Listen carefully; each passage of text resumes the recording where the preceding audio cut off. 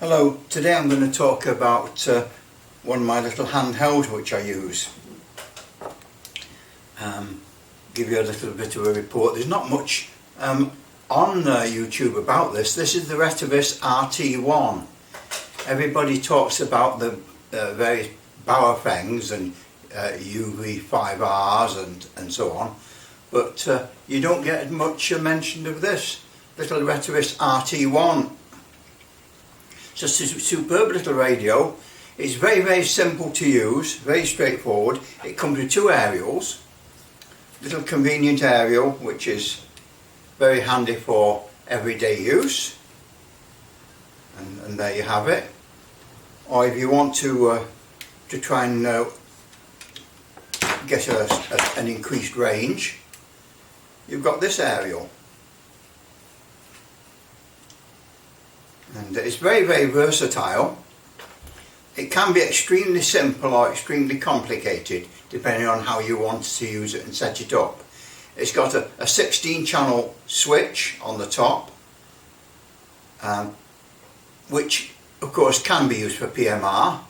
It's not really supposed to be a PMR rig, but it happens to have a 16 channel switch. Switch it on and it tells you what channel it's on as you change channels. 15, 14, 13. Which can be very convenient because the actual numbers on the knob are not the clearest to see. So that's a good feature.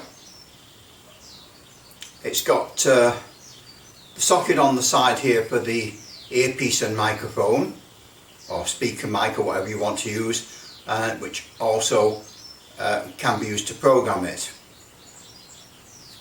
And on the other side here you've got the transmit receive and a couple of programmable buttons which you can program for more or less anything that the radio can do. You can have it as a scrambler on-off button, high power, low power.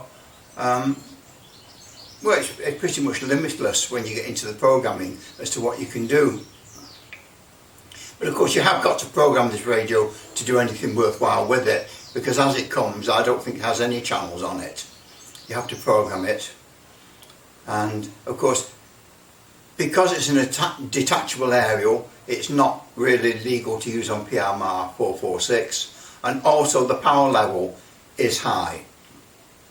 When you program it up, you have a choice of two power levels, 5 watts or 10 watts. The choice is yours, but 10 watts is probably going to hammer the battery if you're going to do much talking. But that's it. You get this nice little stand with it. Lovely drop-in stand for charging it. Put some of this on. And that's it, drops in the stand. The only criticism with the stand, with this, is that the mains plug adapter for charging it comes with a continental plug on it, not a UK plug, and that's part of the charger, so you do have to use it with an adapter. But you can't fault it. It's a brilliant little rig, brilliant little rig to use. I've got here the Retevis charger lead, which we'll get to in a minute. The little instruction book which comes with the charger lead, telling you how to use it and how to set it up. Doesn't really tell you very much really, but I suppose it's helpful. Get the user manual. Again, it tries its best to give you a lot of information, tries to be helpful, but it's difficult for a manual to give you a lot of information because it all depends on how you program the radio up. It can't tell you to press a particular button to do a particular function, because of course you might program that button to do something else. Also with it you get this pack which gives you the belt clip, which I haven't bothered putting on, and also an earpiece with microphone and a press to talk button that you can clip on your shirt or whatever. That's something else I've not tried. But that's it. Brilliant little radio. Absolutely brilliant. While we're on the subject of PMR, this is of course my stereo mag mount, which is now tuned to 446. But as we said, you're not supposed to use external aerials on PMR, and you're not supposed to use more than 0.4 of a watt. So if you do these things, well, you're taking a chance. Right, so now we're going to have a look at the programming. Plug the lead in into the computer and we'll see what happens.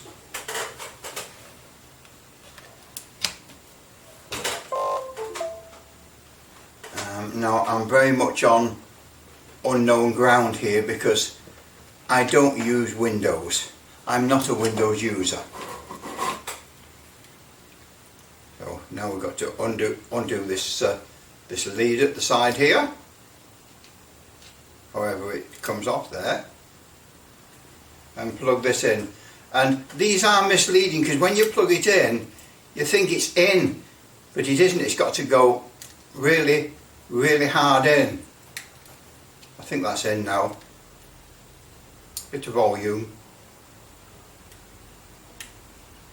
So let's just see, we'll find out. We'll start the software.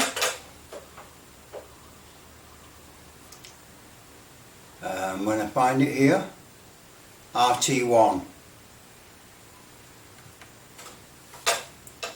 You download the software from the maker's website, and here it is. So at the moment it's completely blank. You see 16 channels, receive frequency, transmit frequency separate, and these cell different tones you can use for cell call, transmit power, whether you want to allow that channel to scan, busy lock, which stops you transmitting if the channel's in use. Epilog is something to do with the squelch. It turns the squelch, stops it making a loud noise at the end if you're wearing earphones or an earpiece. Voice mode, I'm not sure. So let's see what we can do. Radio setup, modeling communications port. Oh, it says it's on COM 3. Okay, let's leave it at that.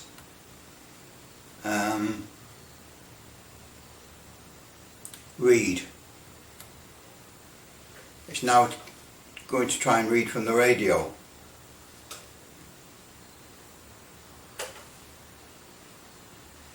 Looks like nothing happening.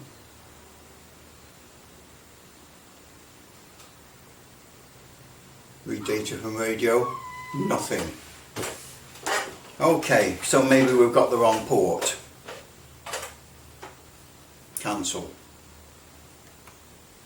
Let's try a different comms port.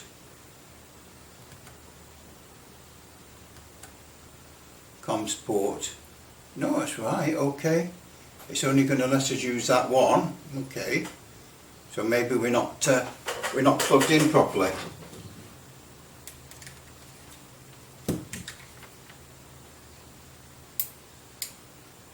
Clicking.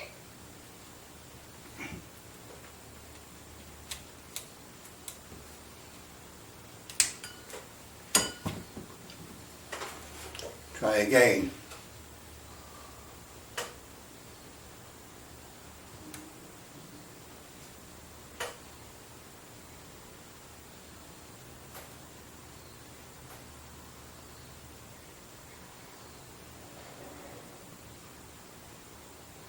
Nothing.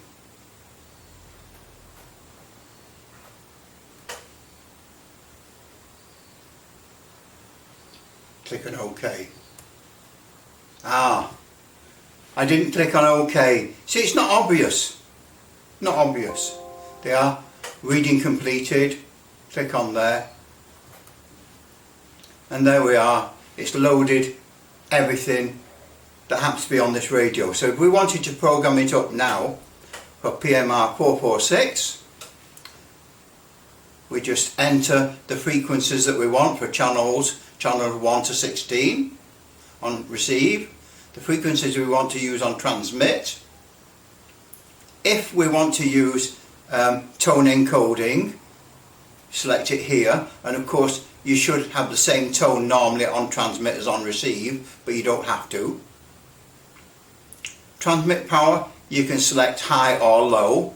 I prefer low power to make the battery last longer. Here, wide stroke narrow, so you can have 12.5 kc channel spacing or 25 kc channel spacing. Well, on PMR 446 we use narrow channel spacing, so you set it on narrow. If you want this channel to add to the scan list, you can say you select add, otherwise you can opt out of scanning. Busy lock, again, as I said, if you set that, then it won't transmit if it thinks the channel is busy.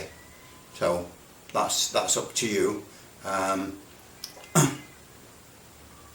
Epilogue, it's something to do with the squelch. It stops the squelch dead in its tracks, so you don't hear the crack as it opens and closes.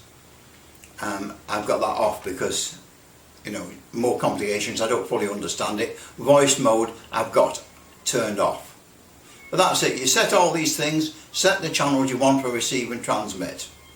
Then when you've set them, just click on here, write to radio, and it will write all those channels to the radio. So that's it, that's all there is to it. There's nothing much. I mean, radio information here, it tells you a little bit. What does it tell us? I don't know. Oh, there, you see, there's very little, it's just channels. That's all you got, channels. Here, let's see this, key functions. Key functions, Vox. If you want to engage the Vox, optional functions, scan information. So, I don't know. Do we have to do a double click on these? Yeah, double click, you see. Key functions, and it's what these programmable keys on the side of the radio. As I've got mine, a short press on mine is a monitor, is it? Transient monitor. Short press on key 2 gives you the voltage of the battery. I've just put that because I don't really want to use a feature for anything. Vox function. Vox control is off in my case.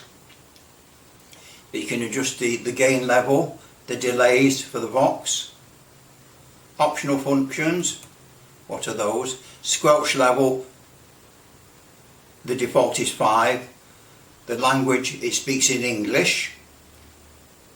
Tones is off. You can have it giving a bleep every time you change channels and things like that, as far as I understand. Battery save, super save. You can put battery feature so that when it's on receive, when it's just listening and monitoring, it saves the battery with various features. It pulses it on and off, which is very useful.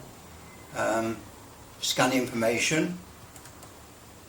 Priority channel, I haven't selected the priority channel or scan speeds, but I've got the scan function working with that scan speed. Let's see what radio information is. Radio information, model type RT1, frequency range 400 to 520 megs. And the last time I programmed it. So that's all there is for the programming. It's all fairly straightforward. You more or less leave everything at the defaults. You're only interested in setting up the frequencies. So let's close that down. But I don't want to program it. Do you wish to exit the program? Yes. So there's not. Do you wish to save the changes? No. And once you've done a programming, you can save that information to a file, so that if you want to program several radios with the same set of channels and information, you can do. So that covers it all really. The only thing I haven't covered is the scanning. So we'll take this out, oops, and just switch it back off. Put that back in. The scanning feature, we switch it on. 13. If we go to channel 16, 14. well, we've gone all the way around to 16. Now we go down to 13, 15. 14, 13, 13. right? Now we turn it back to 16, and this little light on the top here, which you won't see probably, is now pulsing because it's gone into scan mode. The fact that I went down to channel 13 and then quickly turned it to channel 16, channel 16 makes it scan. So now it's scanning all the channels, and I tend to just leave it like that, and that's it. But to say, it's an absolutely brilliant radio. I can't fault it. The only criticism is that you need a mains and adapter for the charger because it's got a continental plug. Other than that, it's well, it's superb.